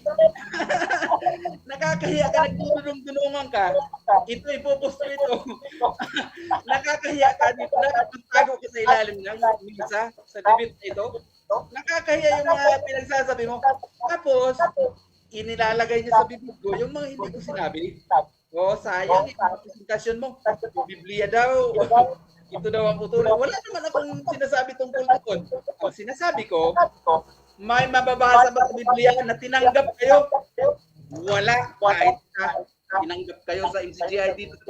Sa Biblia, nababasa mo na yung mga taga-Pilipinas sa MCGI, tinanggap ng Diyos sa Biblia. Kaya nagiba sa Mr. Soriano. Namin yan na mali si Tenier kasi slip of the tongue lang daw yung halos isang minutong ipinaliwanag ni Mr. Rason. Slip of the tongue ba yun? Lagot ka ngayon kay Mr. Rason, sinabi mong mali siya. Lagot ka ngayon kay Mr. Rason. Oo, isipin mo, mali daw si Mr. Rason, sabi niya. Oo, lagot ka ngayon kay Mr. Rason, sabi mo mali siya. Oo. Kaya, pangtuwa ako sa debate eh. Wala akong aralang ang ginamit ko. Kumba, yung MCGI, isang false prediction ng MCGI. Prediction, nag-predict din siya. Mr. Soriano, yun ang pambanat niya ng debate namin eh. Si Mr. Soriano, nag-predict din na sa 2010 ay ang mundo ito ay hindi naabot sa 2010. Oo, nandito ang link sa akin sa YouTube. Oo, na nag-predict si Mr. Soriano hindi naabot ang mundo ito ng 2010. Oo, kaya mali din si Mr. Soriano. Yung mga claim niya ay kinain ngayon ang MCGI. Oo. Kaya tumba ang MCGI sa tumba. Tulad nung una. Oo. Napahiya siya. Napahiya na naman siya dito ngayon. Oo. Kaya kung ako kay Mr. Ray, magtago na siya sa ilalim ng misa. Kasi nakakahiya na. Talo siya nung una. Talo naman siya ngayon. Nakakahiya na. Time's up. Okay, yan po, no? Bukol ka nga nung unang debate natin eh. Okay. Medyo mainit. Natalo ko nung una, bukol nga mukha mo eh. Upsap, pala mo na tayong ad hominem, kasi tapusin muna natin yun. Although, nauunawaan natin ang inyong mga kasilak po, damdamin. Peace lang po, wala tayong personalan. Bukol ko yung mukha ko nung unang debate. Ngayon, hindi lang peace lang po, peace. Okay, peace. Okay, tuloy tayo. Okay, Brother Luther and Brother Ray, although naiintindihan natin ang inyong mga bugso ng damdamin. Okay, pero patapos na tayo, so tapusin na lang talaga natin to. Bigyan natin si Brother Ray ng 3 minuto para sa mga greetings, shout out, plug in, at mga imbitasyon sa kanyang mga darating pang mga debate. Okay, Brother Ray? Okay, magandang hapon po ulit. Sana mga tawag nito. Sana ay nasiyahan kayo sa aming debate ni kapatid na Luther, At shout out doon sa lahat ng mga nanonood ngayon. At sana nagkaroon kayo ng dagdag kaalaman. At naway sa susunod sa susunod na mga pagkakataon ay makikita nyo pa rin ako dito sa Philippine Debaters Association dahil napakabait ng ating moderator sa katauhan ni Brad Gerald. Salamat bro, salamat sa yung mahabang pasensya dahil minsan talaga di maiwasan sa dalawang nagdedebate na medyo tumaas ang aming ang aming mga boses. So normal lang po 'yan. At least pagkatapos ng debate, we are brothers and sisters of Christ at ang atin na bula mga pakay dito ay mapag-aralan kung ano man yung mga maling sistema o maling aral ng bawat samahan sa mundong ito. Sa ulit-ulitin, maraming salamat kapatid na Luther, at maraming salamat. God bless sa ating lahat. Pag-ibig! Okay, thank you very much din, Brother Ray, sa partisipasyon dito sa Philippine Debaters. So, Brother Luther, 3 minutes. Okay, maraming salamat po sa Philippine Debaters Association, sa bumubuo ng PDA. So, maraming salamat. Siguro, pagkatapos nitong debate, magpapahinga muna ako. Ano lang bro, sa kay bro Luke Casires na lang ako babalik. Kasi ano ang schedule ko eh. Nagpapasalamat ako.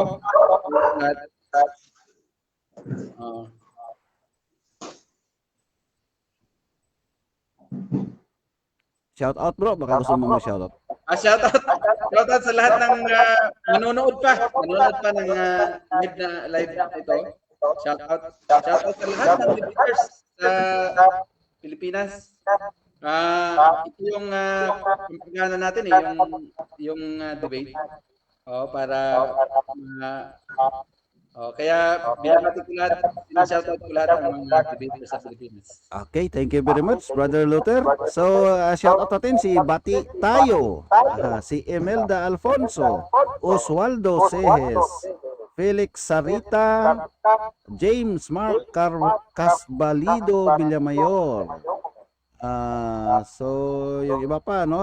Kung hindi man natin mabasa, si Carlo Francisco Monreal. So, Felix Sarita. So, maraming salamat po sa inyong panonood sa uulitin, no? So, dito po nagtatapos ang debate sa hapong ito. Pero mamaya, meron po tayong international debate dito sa Philippine Debaters alas 7 or alas 8 po tayo. Depende po sa oras.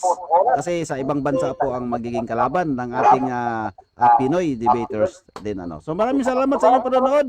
Maraming salamat Brother Luther, Brother Ray. Salamat sa inyong napakagandang debate. Although medyo nagkakagulo tayo kanina, pero at least peaceful din naman, wala namang away, no? Walang personalan. Okay, thank you. At God bless. Maganda pong hapon po sa lahat. Padilim na pala. Thank you very much po si J-Rod Castros, admin host and moderator of the Philippine Debaters Association. Thank you and good luck.